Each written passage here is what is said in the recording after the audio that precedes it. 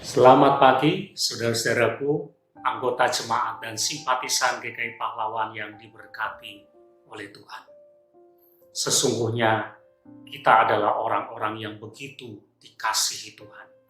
Dan kasih Tuhan itu adalah kasih yang nyata, yang bisa kita lihat dan kita rasakan setiap hari.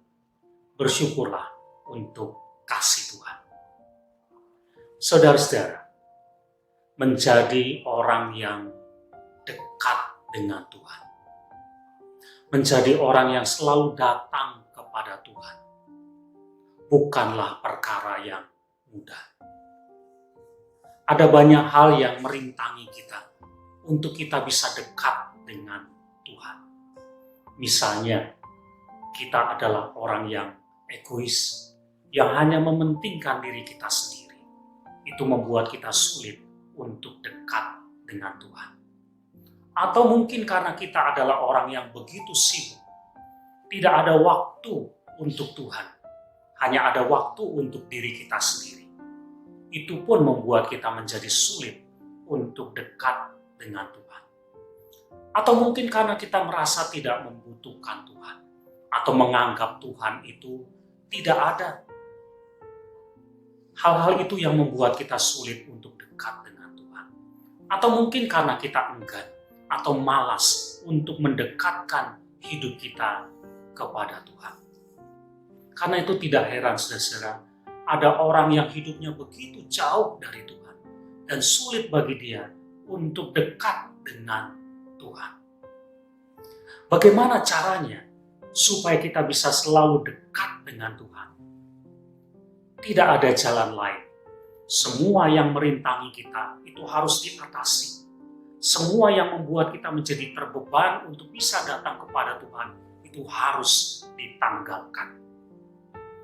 Saudara, di dalam Injil Markus pasal 10, mulai ayat 46 sampai 52, ada kisah ketika Tuhan menyembuhkan seorang bernama Bartimeus. Bartimeus seorang yang mengalami sakit. Dia berseru kepada Tuhan supaya Tuhan menolong dia. Lalu kemudian ketika semula orang menghalangi dia, menyuruh dia untuk diam, tapi ternyata Tuhan memanggil dia untuk datang kepadanya. Maka apa yang dilakukan oleh Bartimeus? Dikatakan ayat yang ke-50. Dia menanggalkan jubahnya. Dia segera berdiri dan pergi mendapatkan dia. Jubah itu adalah perlindungan, rasa aman, hal-hal yang menyenangkan untuk dirinya sendiri. Dan ketika Tuhan memanggil dia, dikatakan itu dia tanggalkan, itu dia lepaskan. Lalu dia datang kepada Tuhan. Saudara, kepentingan diri sendiri, tidak ada waktu, keengganan untuk datang kepada Tuhan. Atau mungkin perasaan bahwa kita sepertinya tidak membutuhkan Tuhan, atau seolah-olah Tuhan tidak ada. Itu seperti jubah yang merintangi kita, yang membebani hidup kita. Kalau kita mau untuk datang kepada Tuhan karena Dia memanggil kita, maka tanggalkanlah semua hal yang merintangi kita untuk datang kepada Tuhan. Buang segala egois, kepentingan diri kita sendiri. Sediakan waktu untuk Tuhan.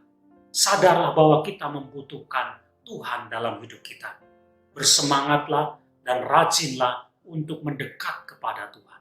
Tanggalkan jubah kita dan mendekatlah kepada Tuhan. Maka kita pasti akan berjumpa dengan Tuhan. Dan kita akan menerima keajaiban dalam hidup kita. Amin.